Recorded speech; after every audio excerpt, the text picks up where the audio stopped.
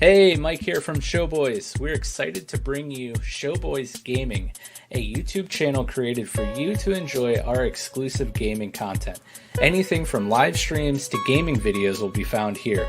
Go subscribe now so you don't miss out on any Showboys Gaming content.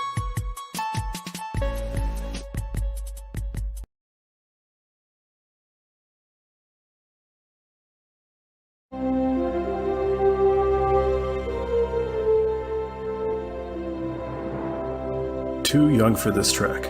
The final frontier. These are the voyages of MC, Troy, and Eric. Their mission to introduce Tyler to strange new episodes. To seek out the best and worst media in the Star Trek franchise. To boldly go where several podcasts have probably gone before.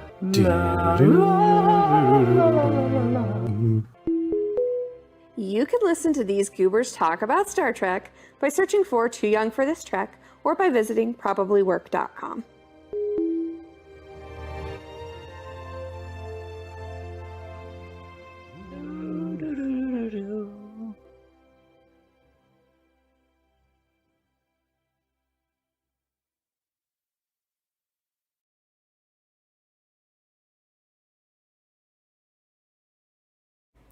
Hey, Nick from Showboys here, and I want to invite you to become a member of the Showboys Discord.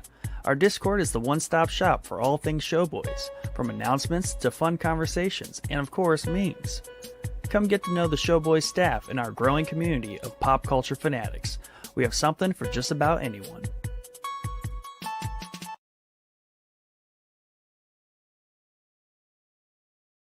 Hi, I'm Becca. And I'm Mike. And we're the Courtneys.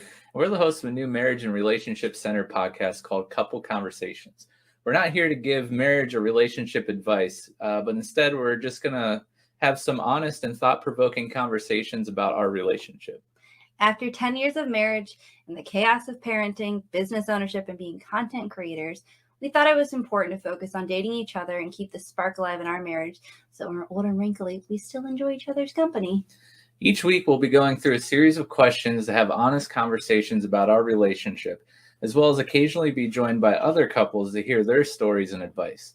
We just want to share the things that we've learned along our journey and remind you all to continue to date your spouse. So join us every other Friday at 8:30 p.m. Eastern Standard Time, beginning October 8th, and join the conversation.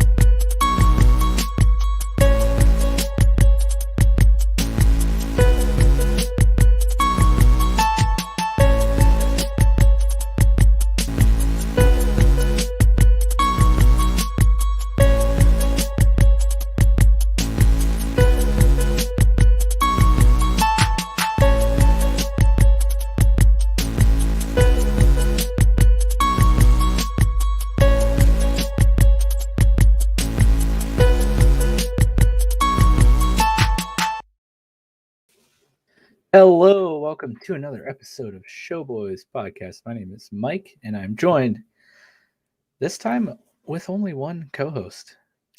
We're going back to, some OG Showboys here. Just Nick and I. How you doing tonight, Nick? I'm doing great. How are you? Pretty good. Had a good evening after work. Your Outer Banks hoodie matches the theme of the evening too.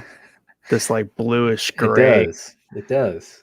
Yeah, I did not plan that. It was just the hoodie I had on today. Sure. Mm-hmm. Sure. Yeah, got off work, hung out with the fam, played with the baby. Went to the store, got a nice Liddy candle right behind me over there. Burning. bourbon pecan pie, so it smells delicious in this room. It's almost time to fire up the fireplaces. It's that time of the year. Dude, you're right. It almost is. Went to GameStop and picked up a Letterkenny Funko Pop. We got Wayne here holding a bottle of Puppers next to his Puppers. So excited about that. You know That Wayne. Yep.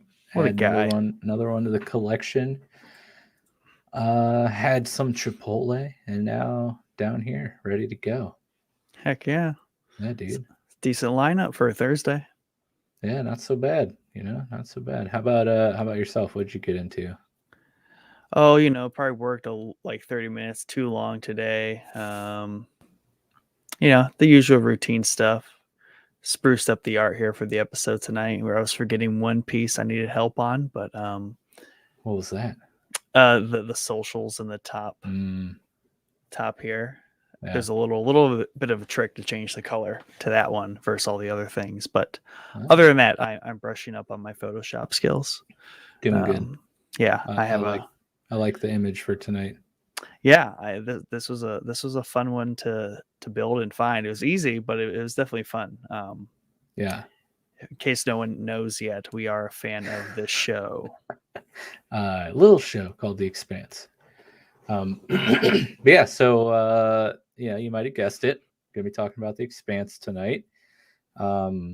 We both have caught all the way up. We've seen all 5 seasons. Just in time to get ready for the 6th and final season that is coming out here. Is it early December? It's December 10th. December 10th. Okay, so yeah, a couple weeks. Big sad. Yeah, sad and excited. But yes, sad it's going to be over. Excited to see how it ends though, because season 5 kind of ended on a crazy note. Before we get into that, just want to shout out our top tier patrons. Shout out and thank them for their support. We love you guys so much. Tim B and Yusuf H, thank you guys for your support over on Patreon. It just means the world that you would give us your hard-earned money once a month to help support the podcast. Thank you guys so much. We have the Couple Conversations podcast tomorrow night, 8:30 here on our YouTube channel, Twitch, and maybe I'm going to try Facebook again, but I think I'm still, we're still banned from streaming on Facebook for some unknown reason. So it'll probably be on Twitter here. And I'm just kidding. It's not going to be on our YouTube channel. It'll be on Couple Conversations YouTube channel, their featured channel on Showboys podcast. You can go down there and check it out. We have the newscast coming up Monday. Again, another newscast full of articles. I'm excited to go in and pick out the ones we're going to do on the show. I found quite a few interesting ones, so you'll want to tune into that. And then lastly, our last little plug here, you might have seen it in our ad block before the show started, but you guys should go subscribe to the Showboys Gaming YouTube channel. We've been pumping out content on that channel pretty regularly for, I don't know, last month or so, would you say? Month or two, yeah. It's been hopping. There's almost a stream every day over there. Nick's putting out some cool like Civ and Valheim videos. I just finished the Resident Evil 2 remake last night. Had like a month-long stream of Darkest Dungeon that's still not over. 25 days in the books. This weekend we're going to start Pokemon Daybreak Nuzlocke. So lots of fun stuff happening over there almost daily. So you'll want to go subscribe if you're into the gaming stuff, so you can be notified whenever we go live. Anything else we got to announce here tonight or plug there, Sir Nicholas? Did we want to notify the world of the latest rollout? What's that? We, after a very long process of back and forth between Mike and I, and many months of planning, we have a merch store up What? and out there. We do. What? We do. We It's do. live. You can It's click live. it. Yeah. You can wear Showboys stuff or drink out of Showboys Things. mugs or tumblers or pint glasses. Actually, I don't know if we do have those. You can cover your cell phones in protective Showboys phone cases. Tough cases. Yeah. You can do your civil duty protecting those around you from the Rona Oh. with some nice Showboys face masks and neck gaiters. Not like Gator from Little Neck Dicky gaiters. Dave or alligators. Oh, but gator. the neck.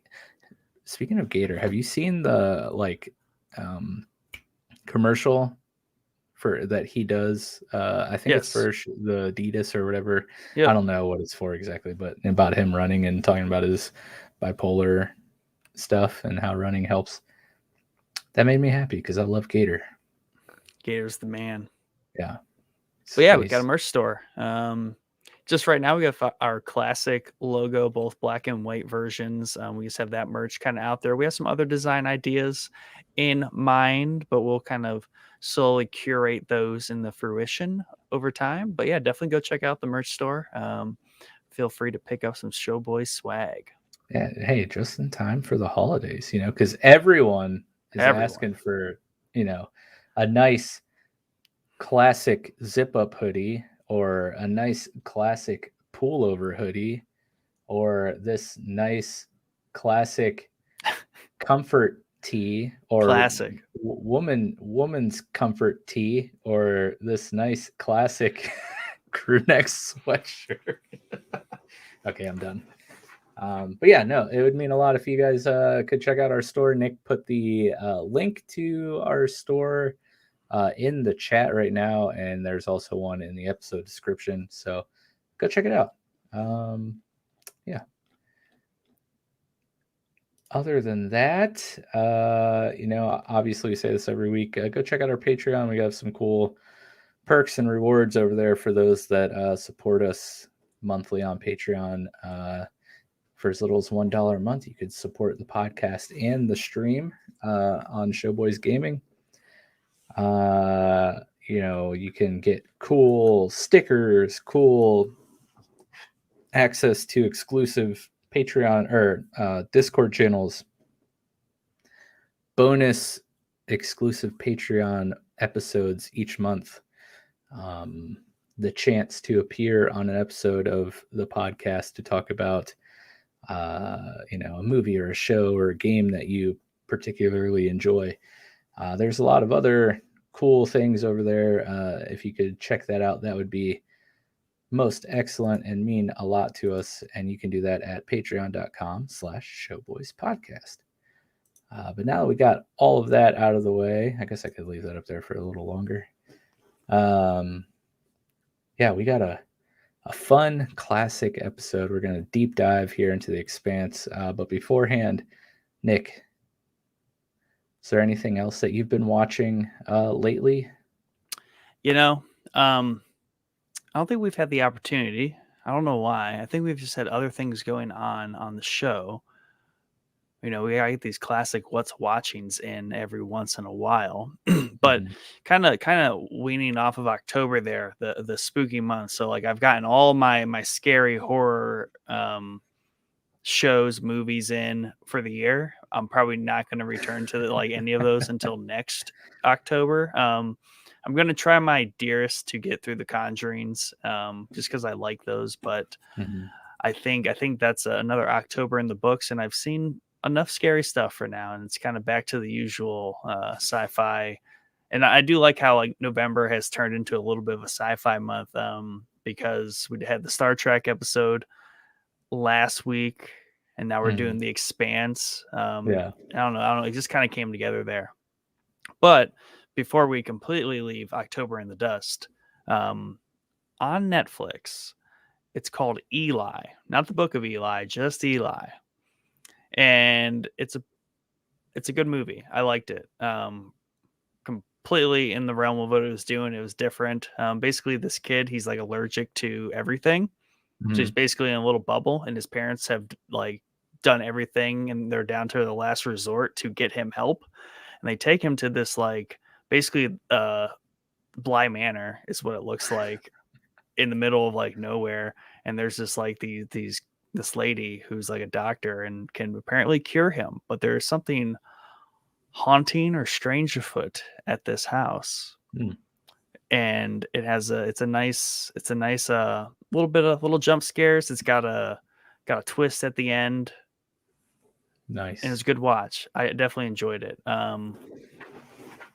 I recommend it, but that's where I left my October. I haven't watched anything scary since.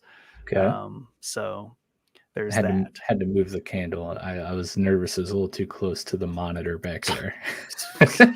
Melt your monitor into the candle. Yeah. I mean, it wasn't, but you can never be too safe. You gotta be careful. But beyond that, watched Dave Chappelle's Closer special. It's his last Netflix special and generally special for probably another 10 years. So definitely worth a watch. He's always just kind of being retrospective on his career, his life, and his place in culture. So always a good dialogue from Mr. Chappelle. Yeah. BioSiv says stream so hot it's melting monitors. Heck yeah. We'll go with that. Yeah. Not my dumbness by putting a candle too close to one. So how offended were you at the Chappelle special? 0. You made it all the way through? Yeah. Ugh, you're such a terrible person. He doesn't nothing he says offends me. He's so well-rounded. What's wrong with you? And practical and pragmatic. How are you? Man, I can't believe I do a podcast with a person like you. I mean, he's a rich, famous person who lives in Ohio. That's basically what I want to be.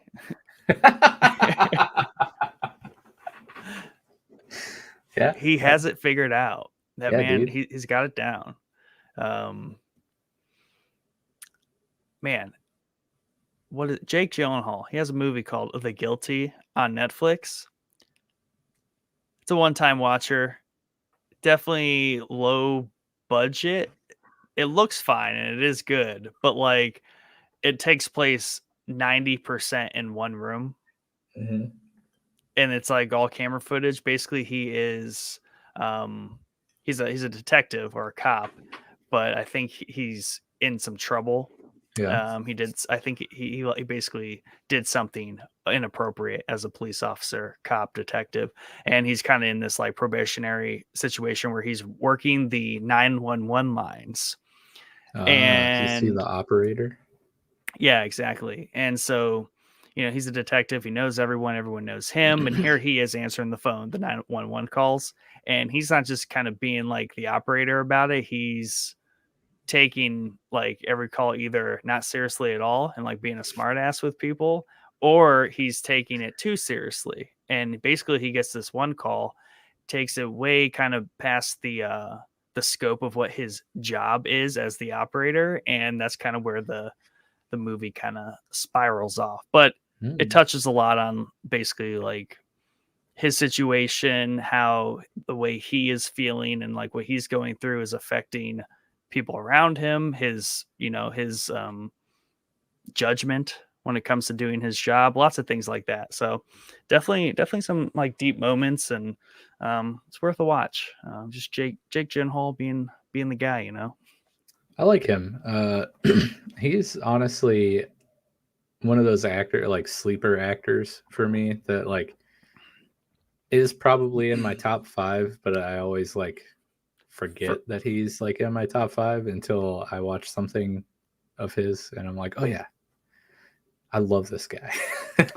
Yeah, and it's he has a similar effect to like when you see like Ryan Reynolds in a trailer for a movie. You're like, oh, I should probably watch that because that looks funny. Yeah, him and The Rock have a new one on Netflix that just came out. What's like Red Notice or something like that? Yeah, Red something or other. Yeah, I think it's Red Notice, but That And looked it's got funny. old Gal Gadot in there. Yeah, Ryan Reynolds. she So wasn't we in the got preview, but I saw her name on the listing, so I was like, "That's a stacked yeah, up cast, Netflix, shelling out that cash." yeah. Dude, you got Wonder Woman, you got Black Adam, and you got Deadpool in the same movie. Yeah, that's nuts. Nuts. Nuts. Yeah. I always forget the name of that movie. The L.A. Police movie with Jake and Michael Pena. Yeah, end of watch. Yes. One of my favorite movies. That's that's such a sleeper movie. I just feel like it doesn't. I think everyone knows it's super good, but in Jake Yeah. Gyllenhaal fashion, like you're saying, you just kind of like Yeah, you forget just about forget it. about it. He's just like low radar good. Yeah. Everyone knows it, but no one needs to talk about it. Yeah, and if you've never seen the movie Nightcrawler, I think that can be seen on Netflix. That movie's great. He has a really good boxing movie. I think it's called Southpaw. Yep. Was amazing in that movie. In End of Watch, Michael Pena is the actor's name, right? Counter to him. Yeah. Okay. Generally, movies he's in, like they're good too. Yeah, he's pretty awesome as well. Yeah, that dude. He's another kind of like basically. I feel like him and Jake have been in multiple movies together, and like it's like a double sleeper effect. But yeah, he's I'm another pretty sure slept on guy. Let me just fact check myself. His name is either Michael Pena or he played a character Michael Pena. It's one or the other. He's in Narcos, so I get confused because there's a Pena in Narcos, but he's also in Narcos. Oh yeah, no, that's him. Yeah. It's just a very young him. Yes. But yeah, dude, he's hilarious. Like it's funny. Oh, he's funny too. Yeah. Dude, Anna Kendrick is in that movie. End of Watch. Yeah. Was she a girlfriend or something? David Harbour is in that movie. You know, Hop from Stranger Things. Oh yeah, man, I need to rewatch that movie. Pretty Frank sure I Grillo. have it on DVD. Man, good cast. Good movie. I always get mad because I always forget. Oh, it's a David Ayer movie. Explains why I like it so much. Is that like the Ayer cut? Yeah. I think I said this before on the show, but that is how I picture LA. Like if that's like Utopia LA to me, like that's what it might as well be like for me. Yeah, dude. That movie convinced me LA is exactly that. That and San Andreas, I'm pretty convinced LA is just like a very terrible place. Oh yes, here's another great Gyllenhaal movie, Nocturnal Animals. If you've never seen that, watch that. It's amazing. Of course, he was amazing as Mysterio in Spider-Man: Far From Home. Yep. We're just gonna take a little U-turn here on the episode, and let's talk about Jake Gyllenhaal. I'm on his IMDb page, so now I have to go through all of the movies that I love. Close it. Dude, man, he was in Jarhead. That movie was great. Yep, that's an oldie, but a goodie. Yeah, dude. I mean, he obviously was in Zodiac. Nick's favorite movie, Brokeback Mountain. Donnie Darko, of course. So good. I need to rewatch that. I haven't watched that movie since like high school. You do need to rewatch it. I think I'll probably actually understand it now. I've watched that in the past like 5 years, but it might have been like definitely semi-recent. Yeah. And what was the one that you just said? The Guilty. The Guilty. Dang, dude, that's a fresh one. Yeah, fresh off the press. All right. Awesome. So that's what you've been watching lately? Yeah. In between The Expanse and the other show we're going to talk about? Yeah, so yeah, The Expanse has been a big push, obviously, but now that The Expanse is over, I have been gazing through the catalog of things to watch. And while I'm happy to hang out on Disney Plus all the time and, Prime for like the go-to shows, I got to give Netflix some attention because that is one where I always go on and add stuff to my list and never watch it. So finally, of course, when I go to Netflix to watch something, what am I watching? Not anything that's been on my list for like years and years and years. I'm watching something that just came out. And this is something that you're a big hype for because obviously you're a huge fan, if not the biggest fan I know. But League of Legends, Arcane, Mike and I have been watching. Well, I just started last night, so I only made it through Catch like up. an episode and a half. But yes, we talked about Arcane on the newscast a long time ago when it was announced, and I've been so hyped ever since it was announced. Because if you've listened to the show or know me at all, I've been like hardcore addicted to League of Legends for like the last 6 years probably. And one of my favorite things about that game is, for being a MOBA, it has with zero story. Yeah, the gameplay involves zero lore or story elements. It's literally just multiplayer 5-on-5. For being a MOBA, it has one of the most expanse and deepest. Wow, see what I did there? Unintentionally, expanse, expansive and deep lore behind this game. And so far, all they've been able to use in telling of this lore is like when they do in-game events, or like their website has character bios for all the champions that you can play as. And when champions get released, they usually do some sort of like cinematic trailer. But, you know, so far, all of the lore that we have gotten as players has just been through, you know, 3 or 4 paragraph short blurbs in character bios and cinematic trailers for champion releases. And even with that, like, the lore is super deep. There's Runeterra is the world that League of Legends takes place in, or at least, you know, all these heroes, champions live in.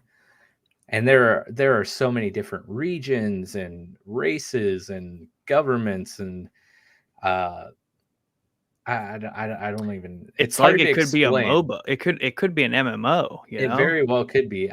We were texting about it last night, or messaging on Discord or whatever, and like, I honestly think the lore for League of Legends is right up there with World of Warcraft in terms of the amount of content you can get out of the lore. Like we've talked about before, our love for the Warcraft movie, and we always joke around about how, like, we wish Blizzard would just make animated like a series or something involving one of the 100,000 quests, you know, lines or storylines in any of the expansions of the game.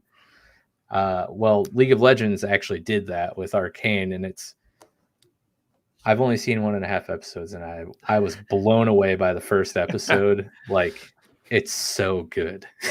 And I'm so excited. And I got even more excited when you were like, this is a really great show, because you know nothing about League of Legends. You don't play League of Legends. You make fun of me for loving League of Legends, and you enjoy it. So they're doing something right here. Yeah, and that's my favorite thing about the show right now. It may be why I'm getting I don't know. I've never played League of Legends. I think I played like the like first like tutorial. Yeah, you don't. Yeah. I just haven't played Here's the Storm. That way. Yeah, and that's fine. And then I think at one point I got into like a little bit of the wiki, because you showed me like, say, because when they started talking about like all this new stuff they want to do a few years ago, that's where I started poking around their site. They have a really cool website. They have all the lore on there, and I was just poking around because obviously I have like maps. You showed that really cool map. That's what it was. Exactly. Yeah, you're a map guy, and they made like this really cool interactive 3D like map that you can like zoom in and out on in the different areas. And I was like, oh, Nick would probably love this. And then you did love the map. It's a really cool map. Yeah, that's how I navigate worlds. That's obviously like where World of Warcraft speaks to me so much, and like Game of Thrones. Like when you put a map in there, like I'm gonna be all over it. But all that aside, like knowing nothing about League of Legends, and there's obviously questions I have, but I think you need to get further along in it to answer them, just in general about how they're setting it up and like how they're going about the stories. But there's just a lot of perspectives that make this show really good. And like Mike said, I am not a League of Legends fan. I'm more so like an anime fan. And that is what is just so good about it is, one, the visuals are off the rockers. Dude, it's so nice looking.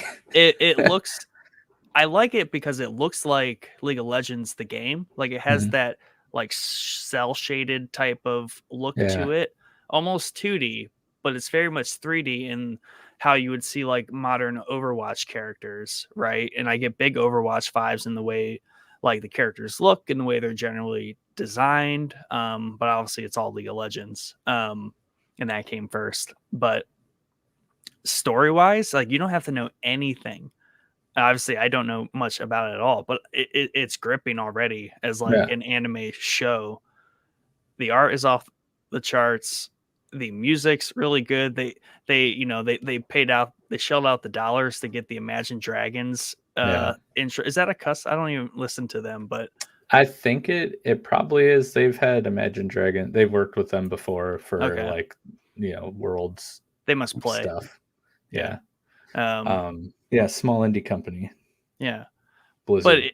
But I don't know, because that's what I've really found intriguing about anime in the past like 5 years, especially like the past 3 years, is obviously it's hitting this big exponential curve where there's tons of it and everyone's getting into it. But that also means like so much money can be pumped into them. So they visually look so good these days. Modern technology, just more money. They're not, Dragon Ball barely kind of getting it by getting these, 100 episodes out. So they really put a lot of production value into them. So unfortunately, I think that puts a lot of anime I've seen at a disadvantage, because those couple points alone kind of like land it without overthinking. And this is what I said last night, like in like a top 5 anime for me. Obviously only seen 4 episodes and just getting into it, like it lands pretty hard right off the bat, which is great. Yeah. To your point about not having to know like much about League of Legends or these characters' stories, I don't know any of these characters' like backgrounds or lore, like specifically. Because out of all the characters that have been introduced in the 1.5 episodes that I've seen, we've had Vi introduced, obviously main character. She's a playable character. Jinx, what do they call her? Powder, right? That's Jinx from the game, which you they may or may not be calling her that by the time you're where you're at. But they dropped like a nice little Easter egg there in the first episode where I don't know all the characters' names that aren't playable characters right now, but the skinny guy in their crew who like picked the lock of the door or whatever, when he and Vi were talking about how Powder like always messes everything up, and he's like, oh, she's just a Jinx, and I was just like, haha, very nice. But like Echo is a playable character, Jace is a playable character, Caitlyn is a playable character, and I think those are all the ones that I've seen so far. I at one time I had played Vi for a decent amount of time, but not enough to like truly get invested in her character. So with that being said, I don't know any of their like backgrounds or their lore. So this is exciting for me, and I've been playing the game for like 6 years, I don't know. I don't know where I was going with that exactly, but I'm just excited to see Piltover. Piltover is a cool city, and like getting to see it like in action is really neat. It's a treat. Well, I think knowing there's so much lore that is already built into this world, I think is helpful too, because I know it won't run out of steam if they keep it up. because there's plenty to go on because you've said so. So that, it's kind of like, same thing like Star Wars, Game of Thrones, or any of these other IPs have, it's all there. Mhm. So they can keep these stories going and just keep like the production value up. And they're setting up so many things for other, like, basically by episode 4, like, it's crazy how much they also progress, because they're already like starting to plant the seeds of this larger world. Mhm. And it's only episode 4. So there's like this weird, I'm trying to figure out, like, are they about to like just like hit so much in a short amount of time? But like, it's still only scratching the surface. So it's exciting to see them finally launch something like this that gets into all that, because you've always talked about wanting more, and there's so much to go on. So I just get excited when there's like, just like The Witcher, like, people want to see all this stuff fleshed out.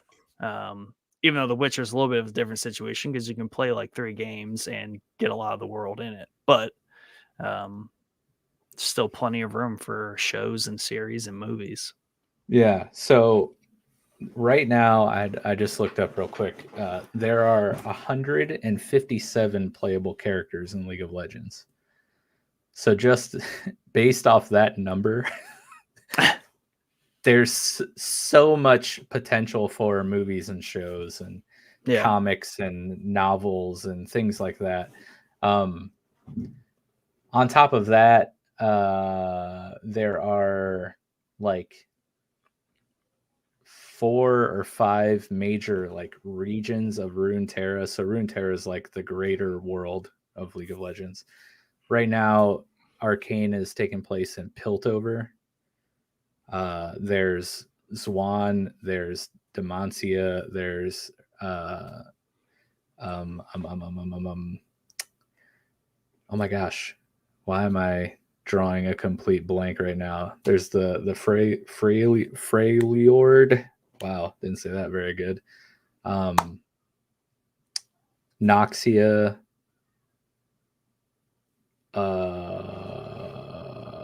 Okay, I'm gonna look it up while you're talking about something later. But there's like so many major regions that I feel like are bigger regions and probably deeper lore-wise than Piltover. Well, Piltover is young. Like, they say already in the show, it's only 200 years old in the show. And also, one thing that I thought was really cool is how these regions are divided up. And that's like, Piltover is this like science, logical, rationale, like place type of people. But obviously there's tons of different like species, and obviously there's humans, but there's Oppendinger or whatever his name is. Heimerdinger. That's another playable character right there. Yeah, but like, he's not a human. We call him. Yeah. He's what we call he's a Yordle. That's what his like species is. Yeah. Yeah. And then then obviously like they are anti-magic. They are anti-magic. So like, there's a whole region, I don't know which one it is, but I know there's a region that is all about magic, and they're the mages and all that kind of stuff. And then you said there's like a war, there's like a warring kind of faction. So that's just also cool, because obviously Arcane is, I guess, named after a plot element, and it's set in Piltover, but it's almost as if you could like have a couple shows or different seasons in a different region. Yeah. So real quick, BioCiv says there are times that anime uses 3D computer graphics and it just doesn't look good. It's like watching a crappy cutscene from a video game in the middle of an anime. Dragon Ball Super, the movies, I think, struggle with that a little bit. They did okay to pull it off, and it was fine. But I definitely know what you're talking about. Luckily, the way Arcane's done, which is what I appreciate so much about it, is that it has that it's a video game look, but it's like that cell shaded 2D. It weirds how it blends from 2D to 3D, because there's like certain like cinematic scenes or like dramatic scenes cut like angles where it's very artistic, and it's 2D, and it's very kind of like pastel colors and abstract. But then like the normal like dialogue character to character, it's 3D. So they've done such a good job translating the way the game looks, but also with modern technology and just a great art style. Such a fan. Okay, so I found all the main regions of League of Runeterra. So this is just gives you an idea of how much there is to work with here. Demacia, which is like you're saying, they are the true anti-magic like zone. Like these people hate mages; they're afraid of magic, which is funny because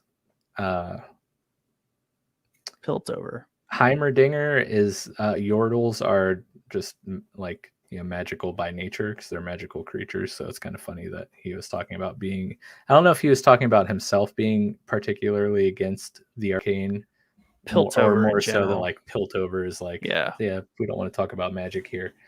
There's Noxus, which is the like military like force nation.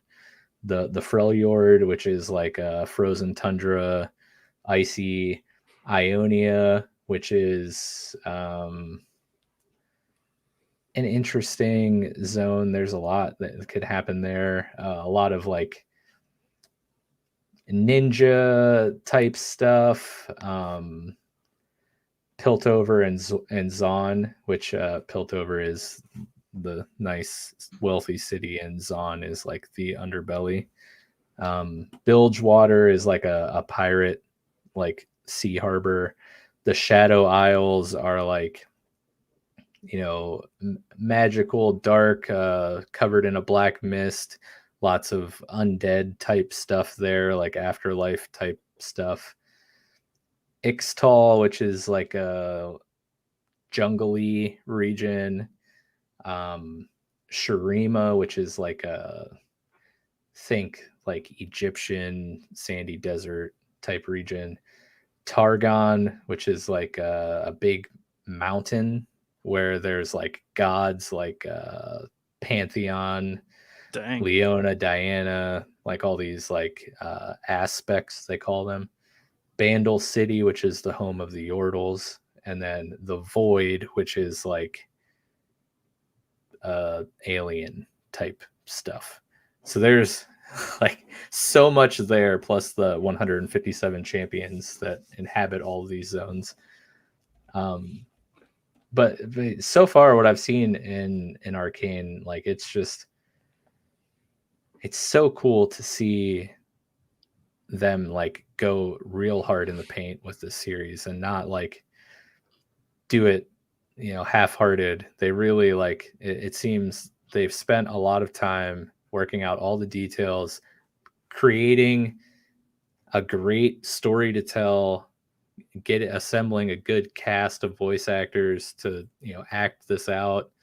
The animation is stunning. Like it truly was so pleasing to look at. Like it's so nice. And just from a fan perspective of League of Legends, there were so many Easter eggs just in like the first episode where I'm like, stop. Oh, that's probably something. Oh, like there is a scene where they're like roof hopping, and they go past the balcony and there's just like a tray of cupcakes there.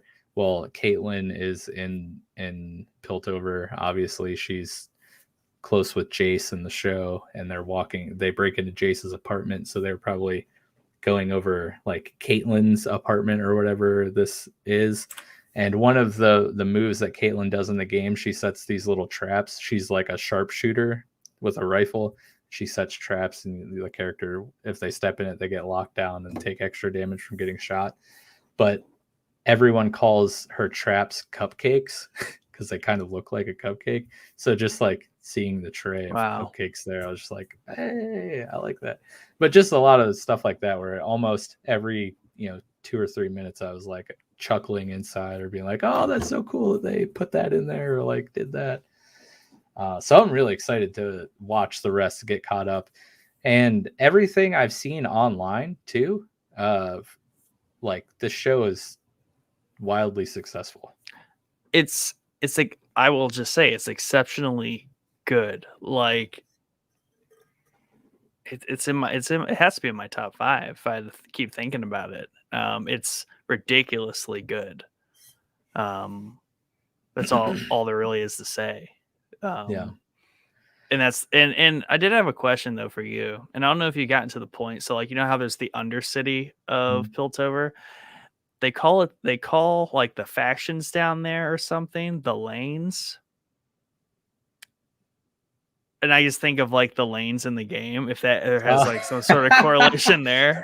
I don't know. That's pretty funny. I will say another little Easter egg when they first go down to I'm like 100% sure.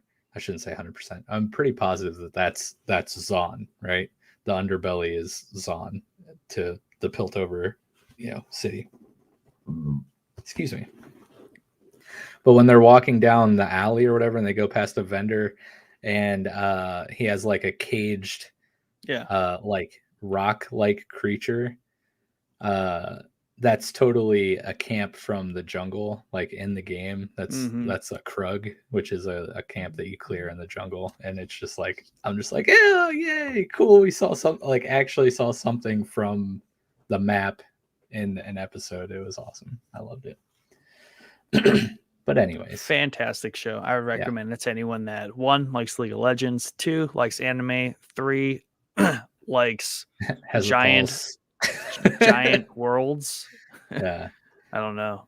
Good story. I don't know. It's also the action's really well done in it too. I don't know if you've gotten to any specific action moments, but there is like there's a fight scene like 15, maybe 10 minutes into the first episode, maybe not even that long, after they're like leaving from the apartment, and running away from the guards or whatever. And that fight scene. They have like the fight against the other like kids, I want to say, or people that are more their age. And that fight scene was awesome. Like, oh, it's a better one. There's a better one. Oh man. I'm just gonna spoil it right now for you. No, don't, because I already had something spoiled for me today when I wanted to watch a video on Easter eggs in the first episode, and like, dude just straight up is just like, oh yeah, this character is definitely this guy, and I didn't know that, and I was like, dude, come on, man, like just show me what actually happened in the episode, not what's gonna happen in like 7 episodes. Yeah, I don't know if I ran across it was like an old spoiler or like an attempted spoiler where they said this character is probably this character. But I have a reason now to think that's not the case, but who knows? So like there is those weird things. Even I went onto the internet to like look up like someone's name because I thought the voice sounded familiar, and like it was already like danger territory. I'm like, I need to like be very careful. But at the same time, like World of Warcraft, I just always just read the lore, never cared about spoilers because it's just this infinite amount of lore. So I'm like, do I treat this the same way? I don't know. And that's like where I think you need to get a little bit better footing so we can kind of understand what's safe and not safe. Well, I also think they've released it kind of in like chunks of episodes. So I don't know how many there will be total. They might. Oh, never mind. I just saw on Twitter that like the final act is releasing on the 20th or something. So that was my spoiler. Like it's definitely an axe, which is cool. Yeah, and the other cool thing is it's weekly release on Netflix, which I think this might be, to my knowledge at least, like the first episodic release on Netflix that I've seen. You know what they should do if they really want to make a statement? They have a great show. Now they just need to commit to releasing an episode every week, all year, like year after year, nonstop. Like that's, I would probably watch all of them. Like it's that good. They need to release one. I don't want a season. I want to be like Dragon Ball, where it's like 100 episodes is like a storyline. Dude, I'm excited because I hope that because of the success of Arcane, they realize, I mean, they have to know. People have hounded Riot for years about like developing their lore into consumable content outside of their website. basically. And Riot is doing that. They have like, they're no longer Riot game. They're like Riot Games. They're like an actual studio. They have the Riot Forge, where they're working with other developers to develop games within Runeterra that are makes not sense. League of Legends. So like right now there's a game out on Steam called The Yeah. Rune King, which is a turn-based RPG, all League of Legends characters and lore, but that's going to flesh out more lore from Runeterra. There's I noticed the publisher on that was Riot Forge and a Yeah. different developer, so that makes Yeah. sense. That's cool. there's another like rhythm-based game called something Mayhem that also just came out, that you play as Ziggs and Heimerdinger. I don't know how much lore that will get into. It just looks like a fun like Riot rhythm, like side scroller, like jumpy game, jump to the rhythm type thing.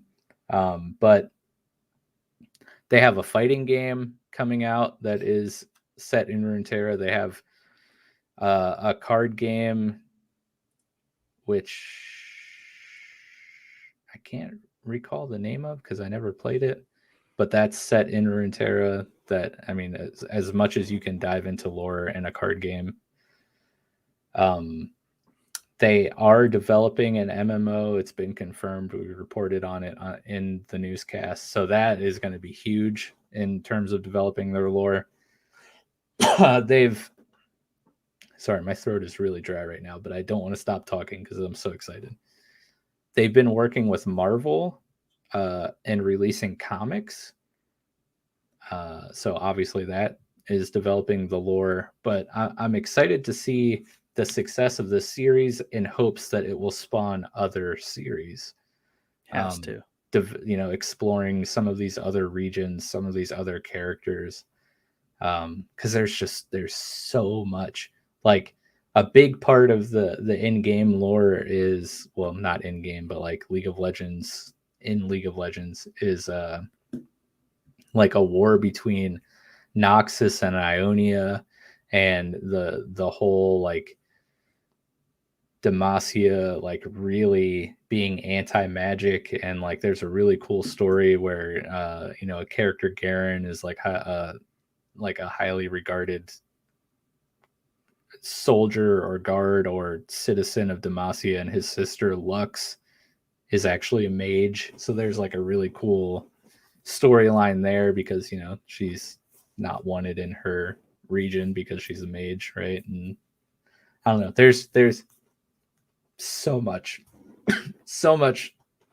Shurima's lore is insane. Lots of cool like Mike's about to die. He's so I really excited am. and try. Just take a break, man. Breathe. It's okay. I know you like League of Legends. It's such okay. Cool lore in Shurima. He's about to have a stroke on camera. Yeah. I'm about to pull an Alex. Rip. Moment of silence. Pour one out for Alex. Don't say that. I'm not even gonna acknowledge what that reference is to. Yeah. Like, don't even go there. Can I take a guess at who you were looking up from Arcane? Yeah, it's actually a good segue. Could it have been the old voice of our good friend Ava Sarala from The Expanse? It sure was. She she definitely voices one of the enforcers. I'm not even sure. I don't even know if I caught her name in the first episode, but that voice is unmistakable. Yeah. She's a captain in the enforcers, but the enforcers are cool because they got these like cool breathing apparatuses, kind of like stormtroopers. I don't know why they need them, but they're cool. Zahn's a dirty place, man. I guess, but it's cool. Yeah, you notice how like they took the masks off as soon as they got inside the building, and they weren't in the streets of Zahn. Yeah. But yeah, she voices a character in Arcane, and this is perfect segue into The Expanse because she is a very integral character and part of the story of The Expanse. She's badass, is what she is. She's the boss. So while I recover from holding back this dry throat cough. Can you give us a little lead into the Expanse and kind of what the Expanse is all about? Yeah, 100%. So The Expanse is a fun show if you like sci-fi, if you like space, if you like our solar system to some degree. It's set hundreds of years in the future in our solar system, in which humans have colonized Mars, and these are now officially Martians. They are their own nation. We have even explored and colonized far out into the outer solar system and into the belt, and that's kind of Yes. like the nation or people that are referred to as belters. And these are people who have basically been born in space, and they have certain deficiencies, and even the Martians do when it comes to going on Earth and stuff. Like their bodies can't handle it. So this is hundreds of years in the future to where you know they're almost different races at this point. Like the belters are so much different than Martians, and everyone's so much different than Earthers. Um, and the show, and we've talked about it before on here, it's very real. It does a really good job to be realistic to how space actually works. Space and the idea of being in space and what that means in these situations is like a character in itself, because a Mhm. lot of tension and suspense is built around just the entire element of space. But the show, very, I wish it could go on longer. I wish it would, because but I'm also kind of glad they're wrapping it up. It's one of those I'm on the fence about. 10 seasons might have been okay. Six, I'm okay with that too. Yeah, Um, six is pretty good, but I could definitely see how they could stretch it out. yeah. I definitely feel like a second. We'll get into that, but I feel like a second new series building on it would be nice, because maybe these characters kind of have ran their course, and because Yeah. they've been through so much. So really, the show, it's based on a series of books that I have not read and I don't know much about, but there is lore there. And basically we follow these main characters all from different walks of life in the solar system. So like Avasarella, who we just mentioned, voices a character on Arcane. She's basically a big political figure on Earth. Mhm. You have the main character, James Holden, who's basically an Earther who sets off to find his way by going off Yeah. into space.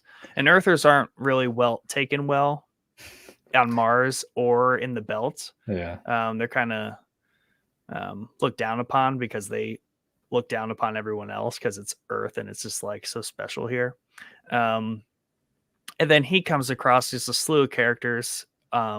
He's working on this ice ship called the Donninger, and Mhm. he runs into a Belter, another Earther, and they even come across a Martian, and that's where we kind of build this core team that makes up this crew that are the main characters of the show. And Do they all work on the Donninger? yes, That's right. if I remember correctly, they were all on there for one reason or another. So Mhm. Naomi Nagata, who is probably second to James Holden as a character, at least through and throughout. She's a belter who basically is running away from her old life. So Mhm. they're all kind of finding their new paths in the solar system on this rickety old ice mining ship. But yeah, it has a lot of elements in terms of like a lot of political narratives, a lot of like family driven narratives too, because they make up a family, these main Mhm. characters do. And then there's just like a lot of political back and forth between what's going on between Earth and Mars, the belt and everyone else, and how the solar system works. And it's a pretty well put together show, and it has some really fun elements that I just appreciate about it. Just even in structure of being a show, like the Mhm. mid-season finale concept and kind of the cadence overall of the show. Yeah. So, while you're talking, I looked it up. The Expanse takes place most likely in 2350. So, a couple hundred years into the future here. The Martians are in the process of trying to terraform Mars to have its own like atmosphere. They Yep. currently obviously live in shelters that are oxygenated, but they still need suits to go outside. And then You the say Belters. shelters, but they're like full on cities built Oh into yeah, the they're Martian like bedrock. yeah, they're super cool. But like they have their own military, like they've been there for a while. They declared independence, which is a cool idea. Cause it's like one day we are going to colonize Mars, and they're going to be Yeah. like, "Yeah, we are not with Yeah. you." And there's like generations of people that were like born on Mars and only know Mars, which Yeah, is and a really cool concept. Yeah, and they're a militaristic people, and they Mhm. also carry this, their whole purpose as a Martian is to terraform Mars, make a better world for Mars and Martians. So they have this very like singular outlook and vision, Mhm. as like their whole thing is like they are a unified people with a singular purpose and goal. Yep. And then we have the Belters, which are like they like have their own dialect, which is So really cool. cool. I actually really thought it was lame early on until I understood more like what they were going for. I thought at first I thought it was just like one of my other sleeper favorite actors like just doing a bad accent. But then Yeah. I realized I'm like, "Oh, this is just well, what is that? What's it actually called? Because it's based off of like an actual dialect." Well, it blends elements of like Creole, kind of Louisiana dialects, basically kind of more of the rural areas of Earth, kind of like broken English and a lot of blended dialects. Yeah. And there's a certain theme of dialects that actually exists on Earth that they kind of just took all those and say, hey, we're going to make a blend of those, and that's kind of what the Belter lingo is. And so they speak English, but there's just like these words that have specific meanings, and they drop words we would use in and out of there. Like Yeah. Beltalowda is like brother, Yeah. and And like I need you to start calling me boss man, please. boss mang. It's fun though. But they're very much like, they're out in the belt, they're working, they're mining, they're barely able to survive sometimes, and they all live on these like space stations, on asteroids, or just generally space stations. But they're a really cool group. And what is his name that we love so much? That's what I was looking up. Jared Harris. So like he's in the first 2 seasons, Mhm. but very, very good character there.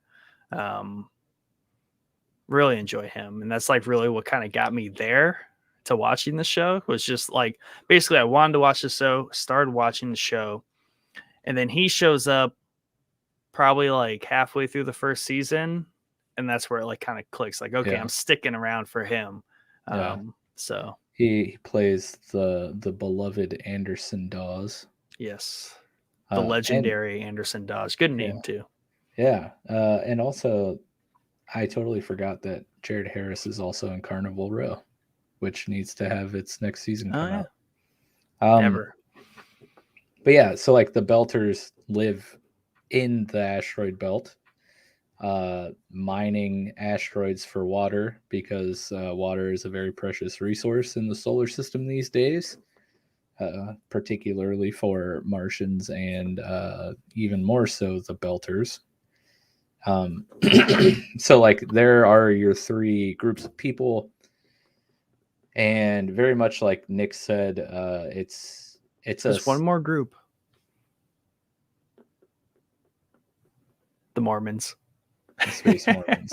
The Space Mormons. Yes. They don't play a big role in the show, so it's completely passable. But yeah, they play enough of a role, and the there's fact something that they legit are Mormons. Like that's not a joke.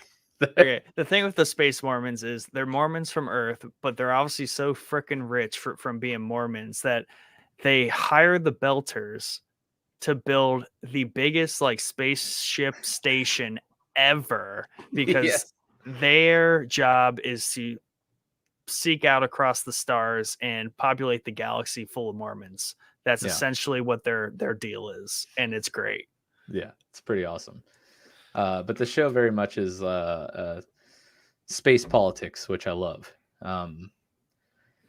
But like Nick said, our host of main characters here, James Holden, Naomi Nagata, Amos. I don't even know what Amos's last name is, and then Alex. I also don't know what his last name is. But those are our four main characters. They get put together under some circumstances. I don't want to go too in detail about like story elements and stuff because I want people to watch the show and I don't want to like ruin things for them. But due to some circumstances, these people are now kind of have to lean on each other and then become a nice space family that run this spaceship. And they have some awesome, fun space adventures and get, kind of pulled in the middle of a bunch of space politics. drama between all three factions, the Earthers, the Martians, and the Belt. And, there's also some other, alien story concepts outside of the political drama. And then, of course, they have their own character growth and development and separate, like individual storylines. The show, I think, does a good job too. Between the seasons, there's 5 seasons out right now, all available on Amazon Prime. Almost each season kind of feels like a different genre, which is really cool. And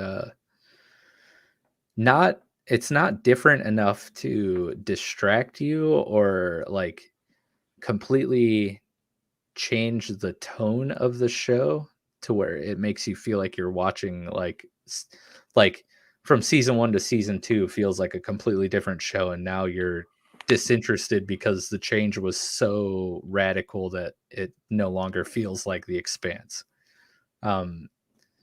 They're subtle enough to add variety and kind of keep you surprised at what's coming, but it's still similar enough to know that this is still The Expanse.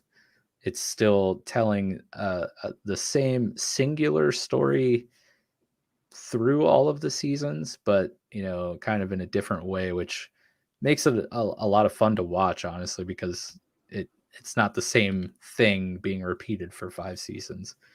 I don't know if that's something that you felt while you were watching it or not, but that's something, especially towards the end there, I was like, wow, each season so far has kind of had its own vibe almost, Yeah, because the story very much is a story of how the solar system is evolving through a very crucial period because of what they discover, the politics that are going on, and basically the repercussions of these alien elements, right, and what that means for the solar system. So really it's these characters kind of always being in the middle and dealing with this stuff.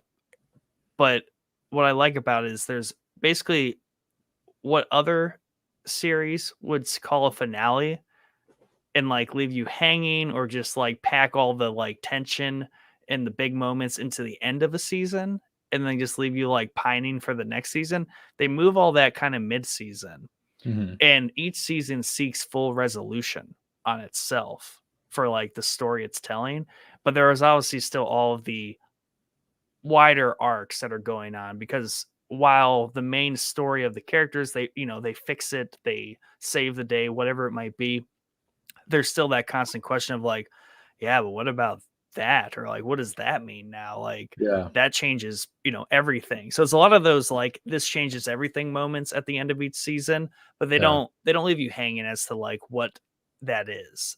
You just come back and you start watching and see what they're up to next season. So it's almost like each season is almost like episodic, which I found like refreshing, and just very humble. Like it knows its place. Yeah, and they do a great job of still tying each season together Yeah. with like keeping the main story, the main plot line, like pushing forward using these different elements. Like, like I was telling you, we were talking about season 5 when I started it, and like how a certain character kind of came out of nowhere, and this storyline to me felt like it came out of nowhere. But as I wrapped up season 5, I was like, it actually didn't really come out of nowhere because of how it ties in and like what that character is actually doing. And I'm like, oh, this again, it feels like a completely different genre from season 3 and 4, and actually the entire series. But they still tie it together with like what that character's motivations are and what he's using to achieve those.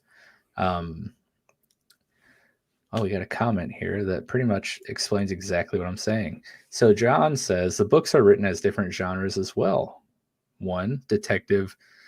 I always suck at saying that word. There. Yes. 2, sci-fi political thriller. 3, alien haunted house. 4, western. 5, heroic journey / terrorist plot. Yeah. Oh yeah. Exactly. That literally took That's the such words a out of my mouth. that's such Thank a you for good that comment. yeah, that's such a good way to do it too, and they do a good job translating that. Yeah. Our buddy Fortress Tiberius from Discord started to read one of the books. He didn't get very far. He couldn't like latch onto the writing style because he was saying that like 2 writers wrote the book, but like wrote it in chunks, like separately almost. And it kind of reads like that. So he was struggling like staying interested in the writing style of the book. But I know there are a lot of fans of the novel series, and I obviously cannot read, so I have not read them. But John, I'd be interested to know if you're still there, if you've seen the show and read all of the books, like how you think the 2 compare side by side, if the series did a good job of adapting the books or not. But yeah, sorry, dry throat is really getting to me. John says the books are written in close third person point of views. Good to know.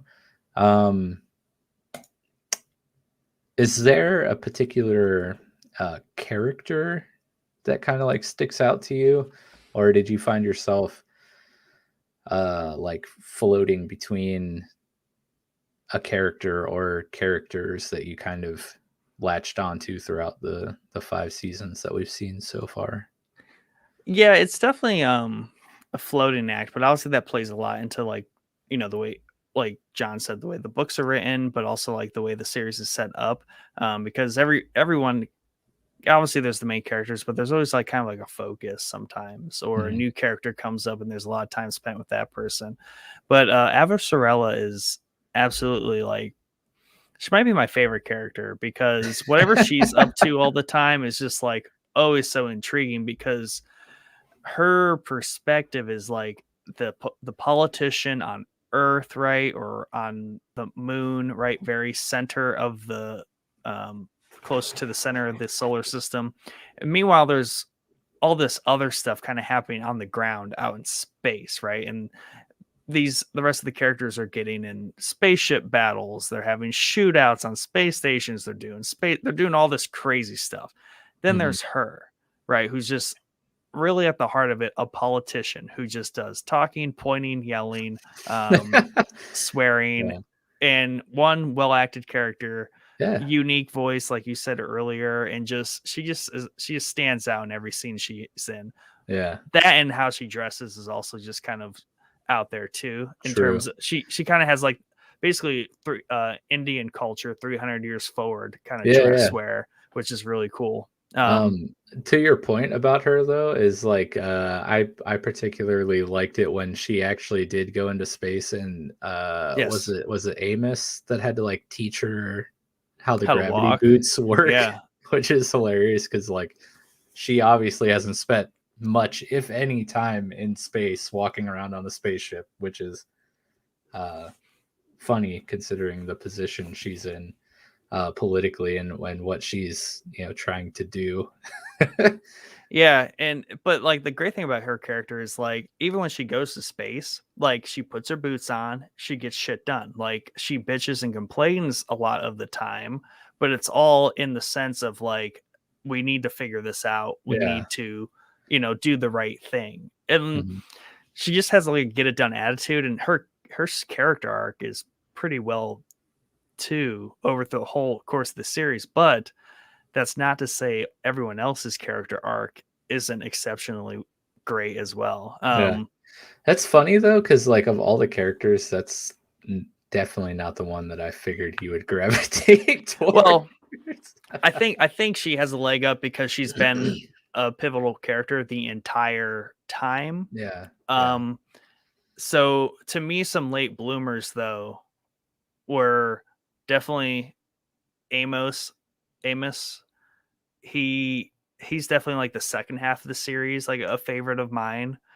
Just because his character arc is super good too, because the way he started off is way different than like where he is currently at the end of season 5. But he has the most character growth without actually really having much character growth, if that makes sense.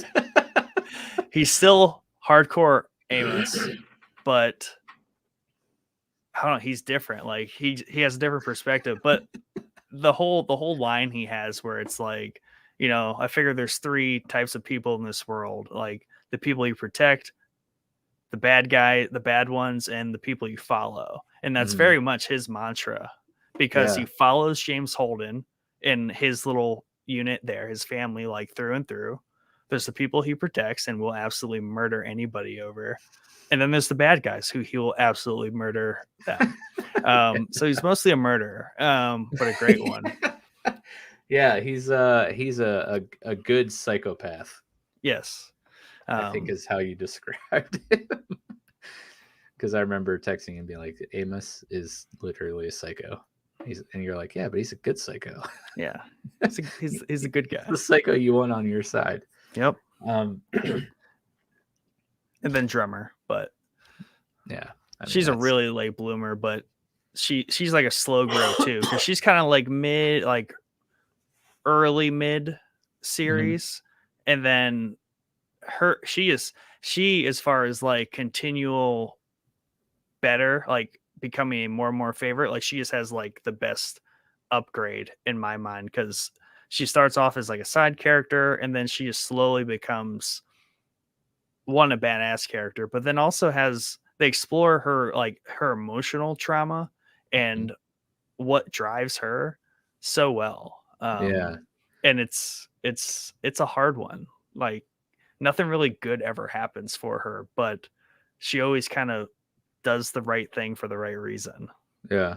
I got to say one more thing about Avasarala really quick, and that is, for that type of character, a woman in the political space, not like literal space, but like the political realm. I realize that's probably a poor choice of words. Her character is so not like your typical woman in politics to me. She just seems very, I don't know, different, written and acted differently for a woman in politics. Because she is like, holds no punches, like is just like, yo, this is exactly how I feel, and this is exactly what we're gonna do. And I feel like she doesn't fall into the typical tropes that you normally see a female in politics in movies and shows like fall into, writing wise. Yeah, and the cool thing about that specific point is they introduce a character that basically is counter to her role in the show, who is that kind of more tropey, typical female in politics character, right? And that's the one that eventually like tries to go for her position. And to me, that is like that more stereotypical woman in politics character, whereas like she is kind of more like how they should be, because like she basically acts just like how anyone would, right? Who is a leader who wants to do the right thing, but also has like the connections and the know-how to like do whatever she wants and to get it done. Right. Yeah, I'd have to say, since you asked about who I like, probably would have to say Amos is probably up there. Psychopath. I really disliked Alex early on. You did. But towards the end, like I actually kind of really enjoyed Alex. He really grew on me. I also like Bobby. Bobby's good. Bobby's a cool character.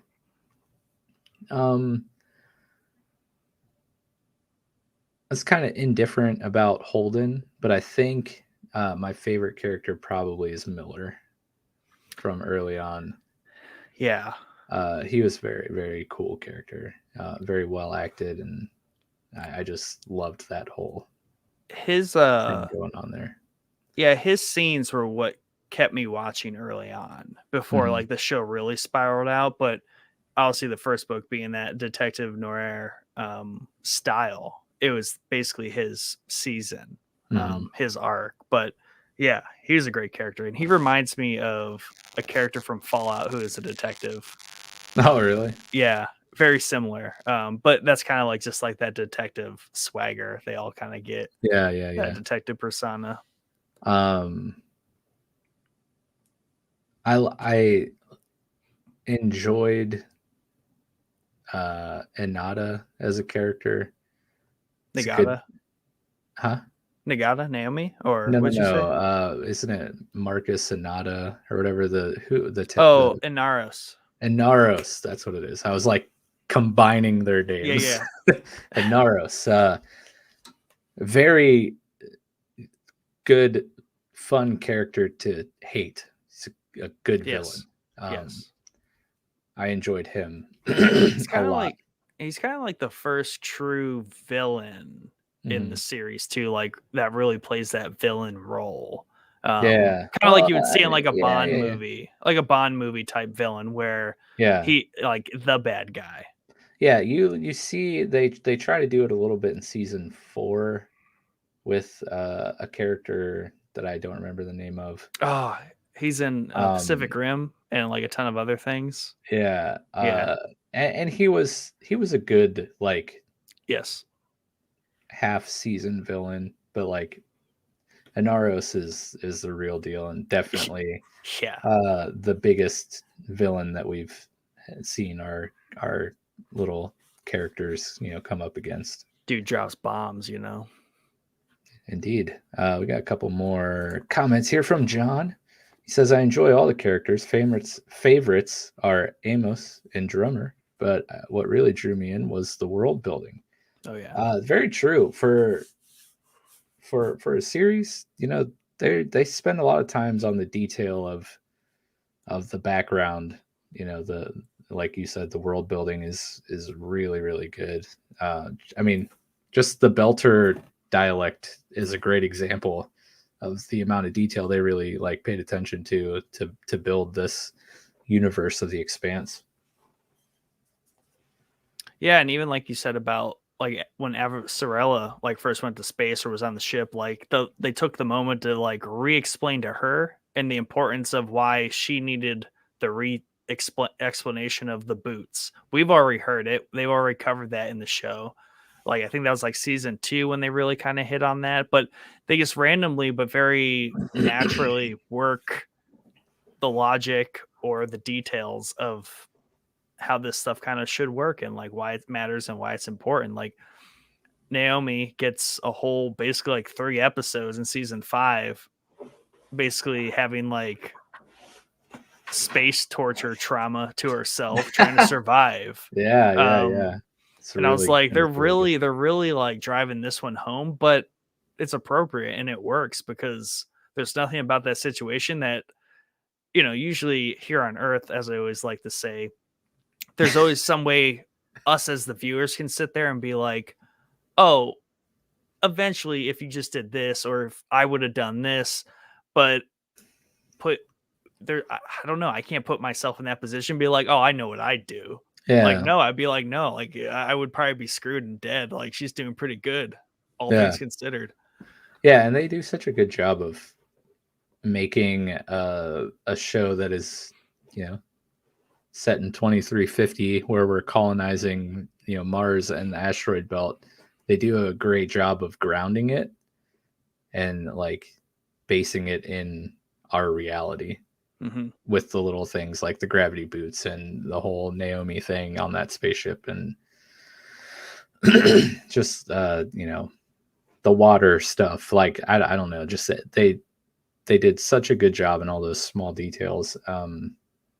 I also particularly love that they built this world like also based on reality, because they're colonizing and terraforming Mars. They have the stations on Ganymede and Io, which are moons of Saturn that I learned about on YouTube the other day. And I was like, oh, I didn't realize that I obviously haven't paid attention to space stuff since like my freshman year of high school, and totally forgot that these are actually real places. Yeah, when you post that in Discord and I noticed your like shock through your message about like it's Ganymede and Io, I'm like, he just realized like those are real places. Yeah, I'm not the brightest tool in the shed, you know what I'm saying? I don't think that's how it goes. But it's sharpest, but the sharpest crayon in the box. But there, there's plenty of stuff in the solar system from the use, so they don't need to make up moons and stuff. But it's super cool. It's so like based in reality, but also like so futuristic where it's like, okay, that's not going to happen for a while. We don't got to worry about it. Yeah.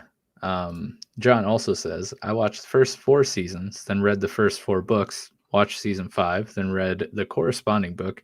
I ended up binging the rest of the series and am eagerly awaiting the final book. Very nice.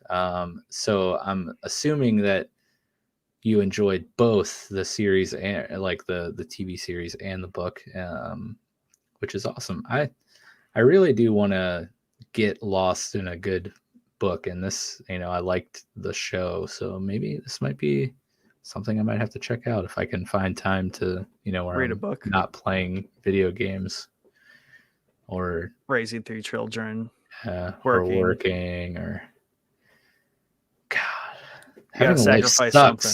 Gotta sacrifice something. Gonna have to say it might need to be the fit. Nope, never mind. Just quit working. Yeah, that's where I was going. So hey, if you guys want me to read books, sign up on our Patreon so I can quit working and just do this and read books about space. Mike's dream. Yes. Yeah. So we need to change our Patreon to fulfill Mike's dreams. Yeah. Make a wish. No, I'm just kidding. So since we don't really want to go too much into story details, I was going to like maybe transition out of this into what we kind of expect to happen in season 6, but that would involve divulging story details, and I don't want to do that because I don't want to ruin. If we are somehow able to convince anyone to watch The Expanse, I don't want to ruin it for them. So instead, now that we're both caught up and we have a couple weeks until season 6, what shows should we watch, or should people watch or be interested in or look out for if they are fans of The Expanse? So like you linked that one article to me the other day, or in Discord, I don't remember which. Yeah.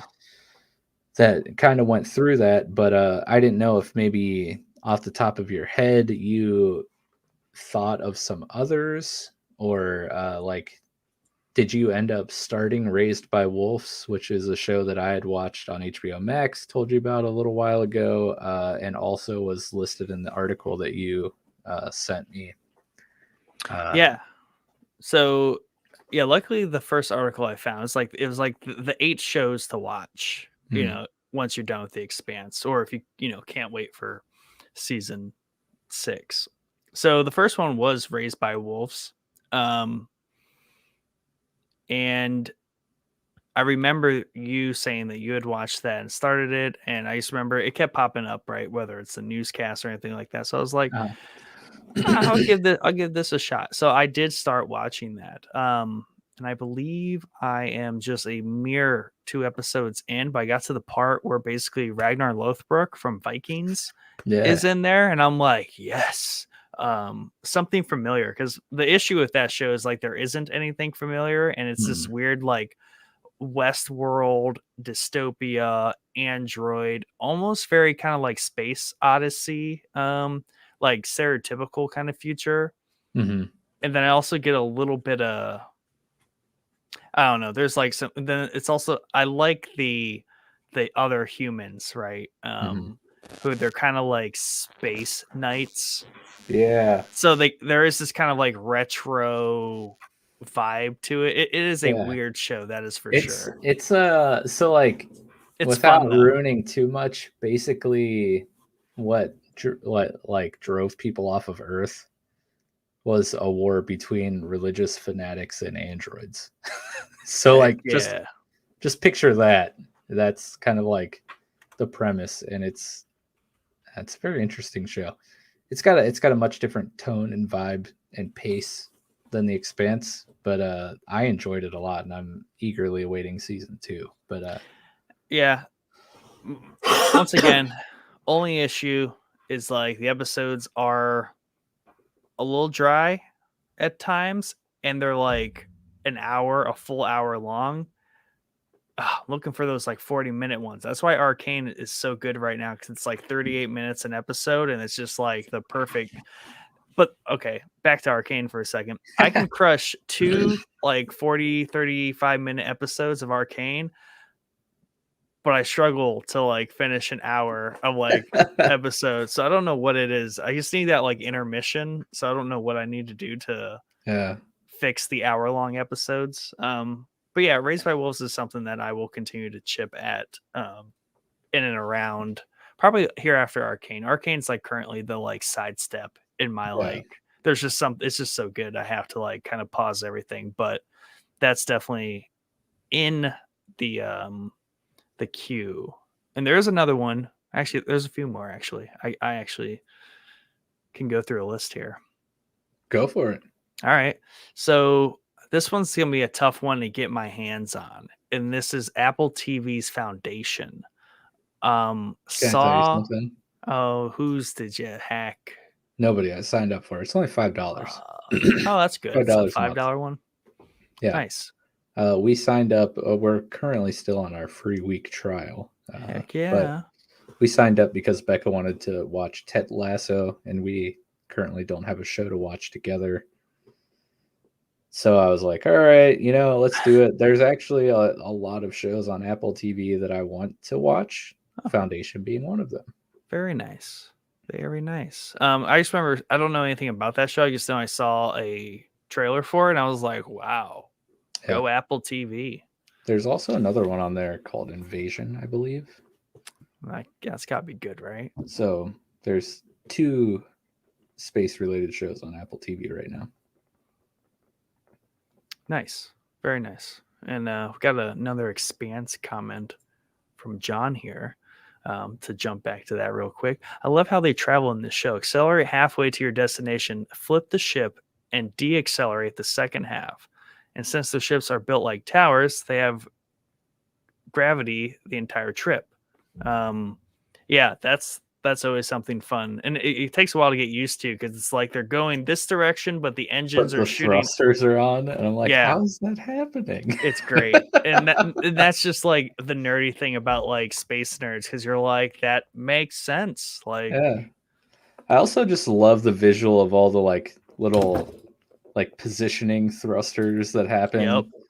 It's just they do a good job visually with Yeah. the space flight for sure. yeah, and they take the time to like think that through, and I don't know if that gets lost on some people, but like there's just times where like that's entertaining enough for me. I'm like, wow, that's so cool. That would totally be a problem, or you totally would have to think about that because you can't just do stuff in space like you would here on Earth, like turn the Right. car around. Not that easy. Yeah. Yeah. No sure. steering wheel. But from last week's episode, there is the wide and endless void of Star Trek to get into. True. So I think outside of like tracking down where to like watch all that, because I believe it seems kind of scattered. It's not like all centralized like a lot of other IPs are becoming.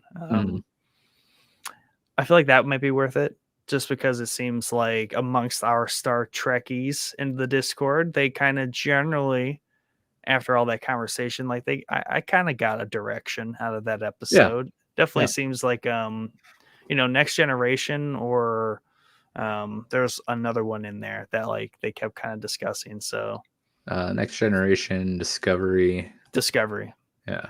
Yeah, and that was also on the list was Star Trek Discovery, and that's on Paramount Plus. Yep.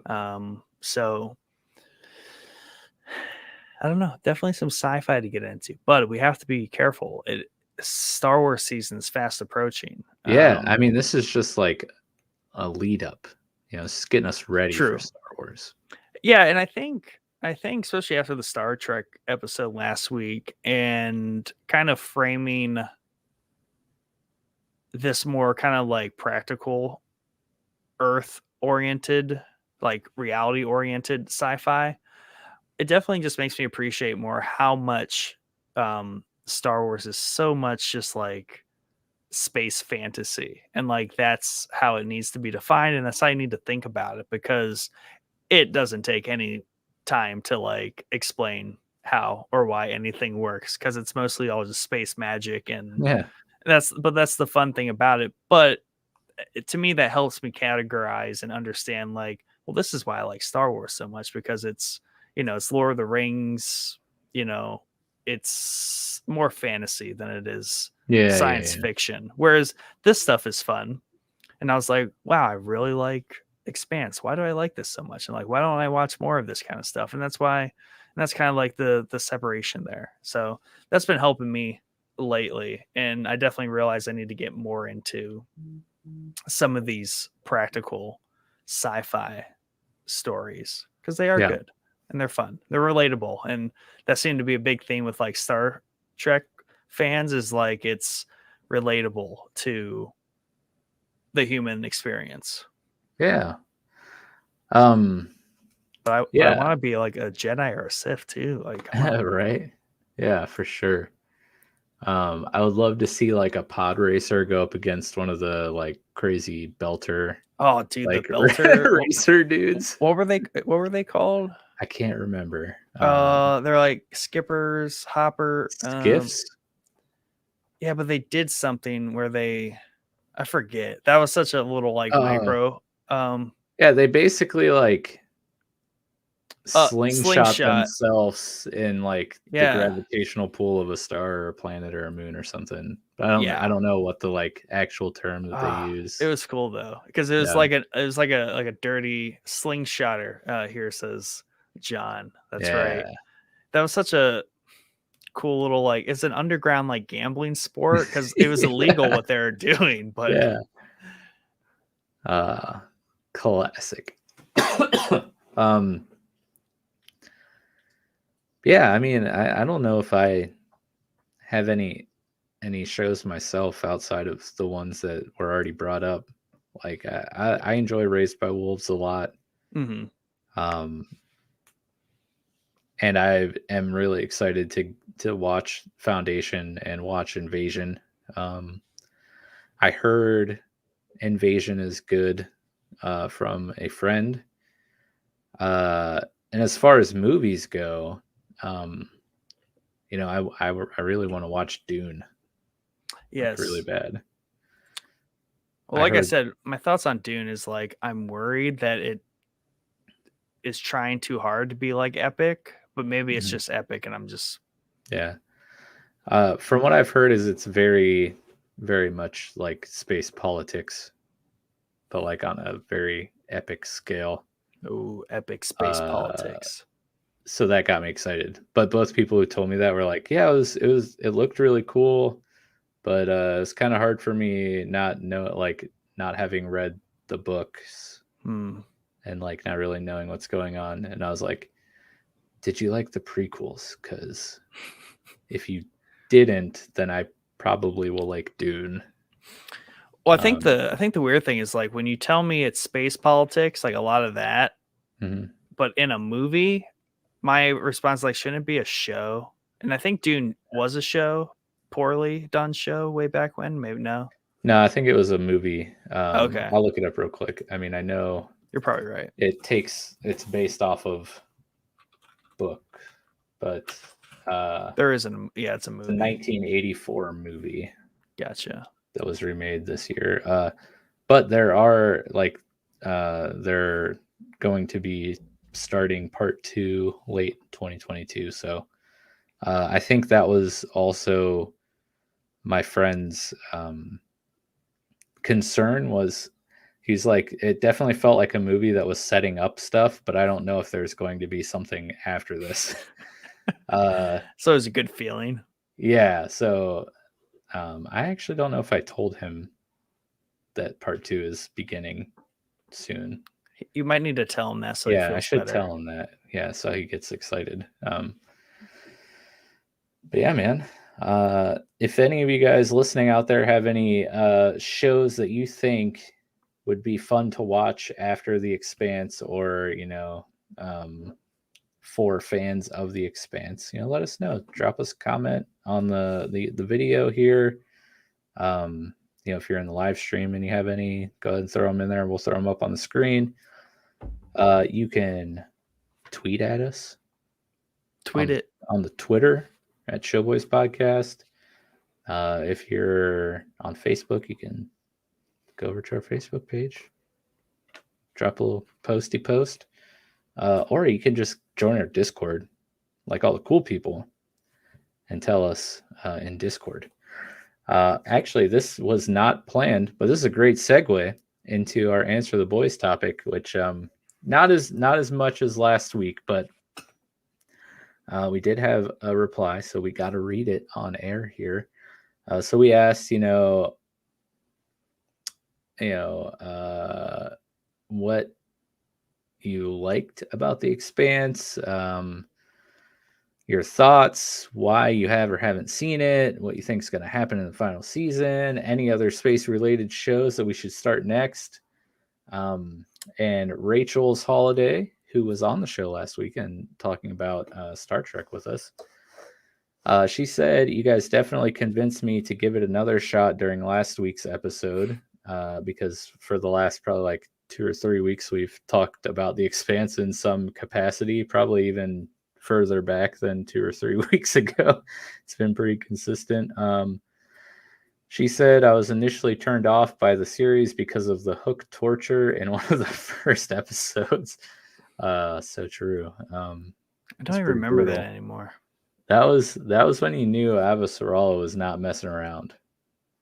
She brings in the belter who has lived in the belt.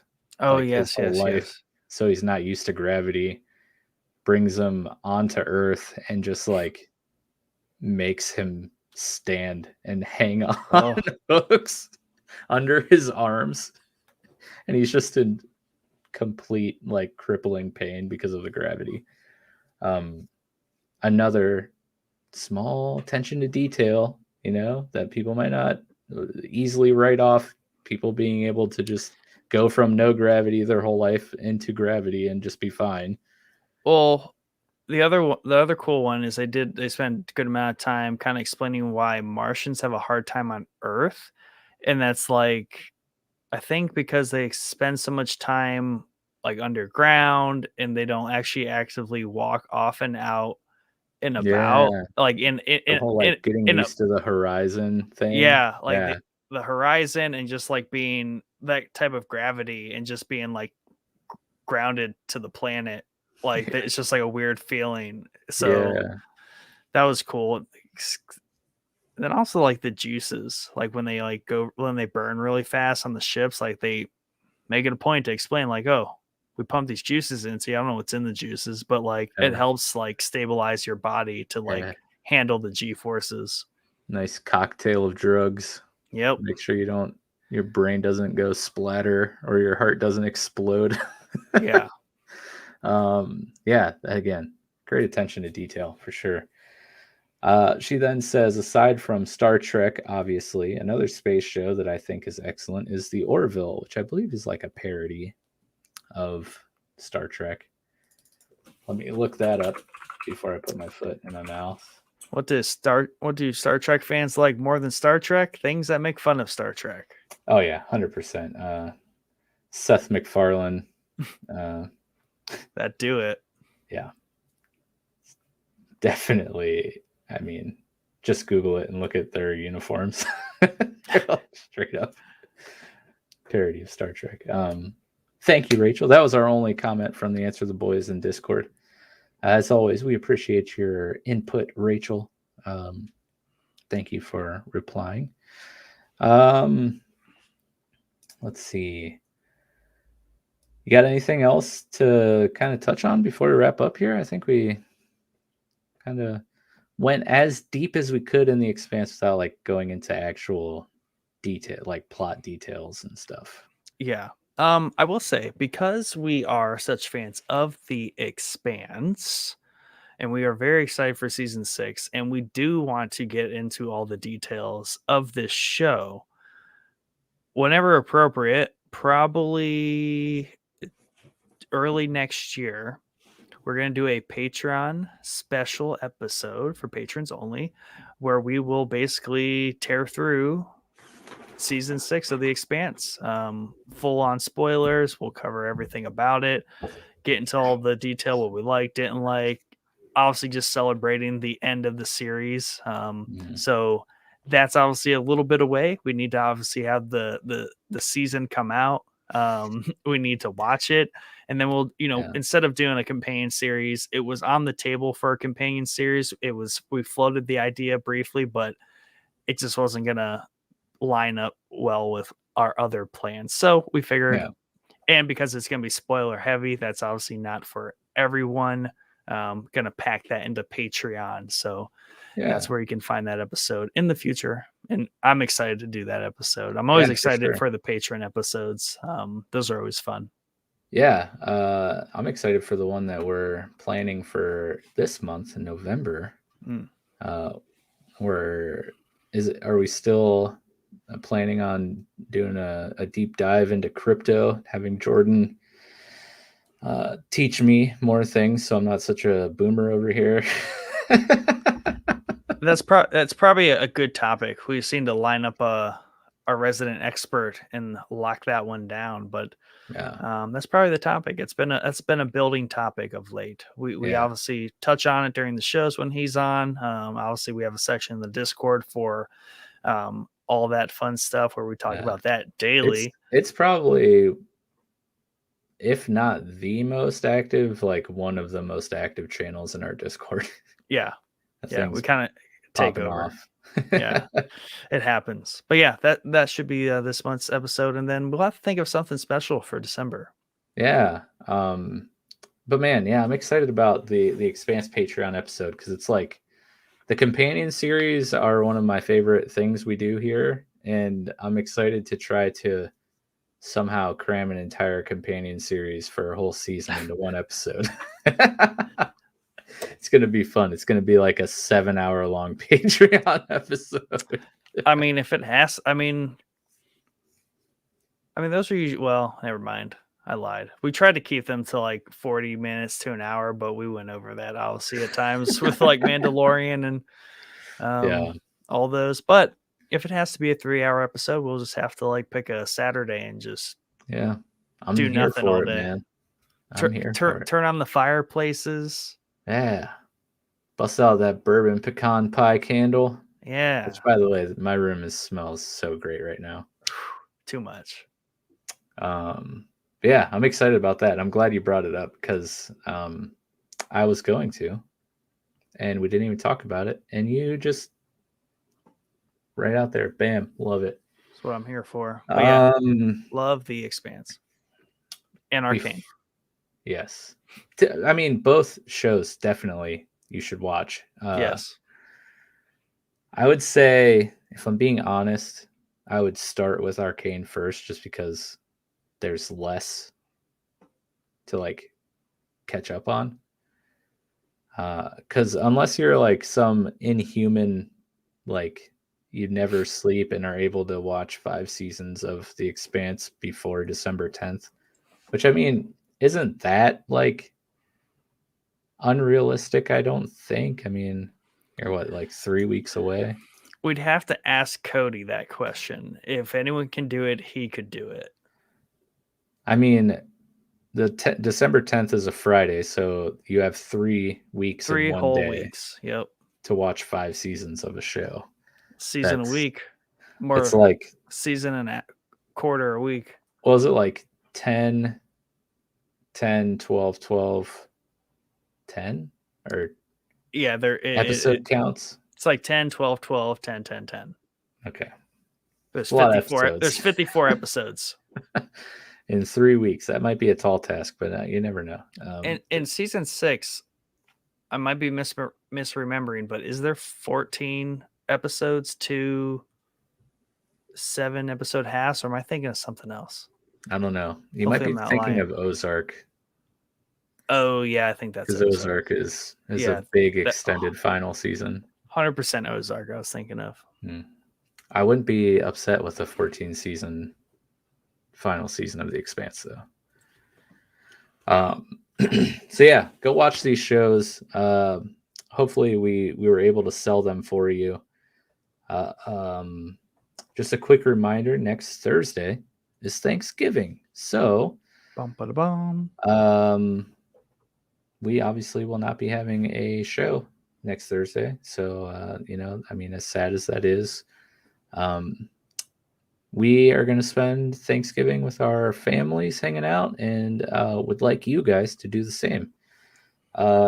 So make sure you're subscribed here to Showboys Podcast YouTube channel, so you can be notified when we are live again on December 2nd for returning to our Thursday night episodes. But have no fear, we do have a newscast coming up on Monday, the 22nd of November. So we will have one more episode of Showboys before December 2nd. But it will not be on Thursday. We will be having our newscast on Monday. Just a quick reminder again, check out our Patreon so you can not miss out on the Season 6 recap of The Expanse when that happens. But you can check it out on patreon.com, Showboys Podcast. And also, Nick, you want to throw our store link in the chat too? Sure will. We did launch our merch shop, which here, I'll give you guys just a quick peek here. Let me share my screen real quick.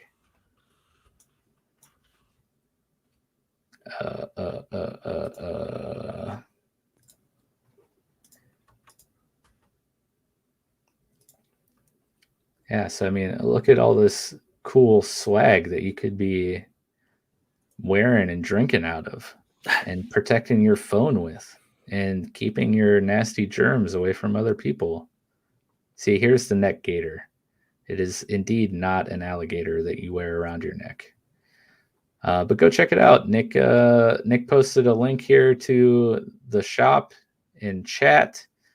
And we also have a link in the episode description. 6 episodes in season 6? Yeah. Oh no. Sad, but I get it. That is not enough. You know what else is coming out in December? On Christmas, actually. Letterkenny season 10. Wow. Merry Christmas. Then we have the Book of Boba. Yeah, December is going to be packed month. Good thing nothing's going on January and February every year. True. Nice cold months here in Ohio. We're usually packed in with snow, and it's like 10 degrees. That time last year, I watched everything Star Wars related that is out there. And it was amazing. But anyways, thank you guys for tuning into the show tonight. John, thank you for chiming in on all the Expanse stuff. Really appreciate your perspective, especially since you are a fan and have read the books. So that was really cool to get your perspective on the show. BioCiv, as always, thanks for hanging out and commenting along. Make sure you guys, anyone listening out there after the fact, if you're not already, please consider subscribing to the YouTube channel and checking out Showboy's gaming YouTube channel as well. But until then, we hope you have a wonderful evening, and we hope to see you tomorrow for a couple conversations and Monday for the newscast. But we'll play you out here with our slapping theme song, and have a wonderful night. Good night.